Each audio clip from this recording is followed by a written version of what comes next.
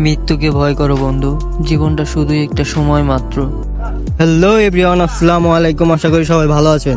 আজকে গেছিলাম সলব ঘোল আনতে, তো সেখানে দেখলাম আজকে শেষ ইফতার, তো সবাই ঘোল আনতে গেছে, প্রচুর ভিড়। তবে অন্যান্য দিনের চাইতে একটু কমই দেখলাম, কারণ হচ্ছে দুপুর টাইমে গেছি তো আমরা। কিছুক্ষণের ভিতরে এখানে মানুষ দিয়ে বোঝা হয়ে যাবে। মোট কথা যে প্রায় আশেপাশে দূর দূরান্ত থেকে সকলে আসে এখানে ঘোলের জন্য। আপনারা তো আশা করি জানেন সলবের ঘোল সম্পর্কে বিস্তারিত অনেক কিছুই অনলাইনে আছে, ঠিক আছে? যারা যারা জানেন না জানবেন। এখানকার ঘোল অনেক বিখ্যাত, ঘোল মাঠা। এখানে চিরা দই পাওয়া যায়, তো বিশেষ করে এখন যেহেতু রোজা, এখন এখানে ঘোলই শুধু বেশি পরিমাণে চলতেছে, ঘোল মাঠা।